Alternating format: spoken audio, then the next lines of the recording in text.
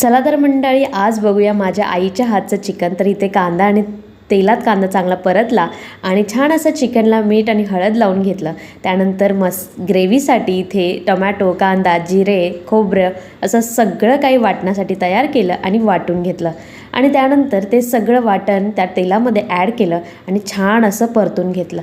त्यानंतर त्याच्यामध्ये घाटी मसाला म्हणजेच आमची चटणी घाटावरची ती त्याच्यामध्ये ॲड केली आणि नंतर चिकनचे तुकडे पीसेस टाकून छान असं मिक्स करून घेतलं आणि नंतर गरम पाणी ओतलं.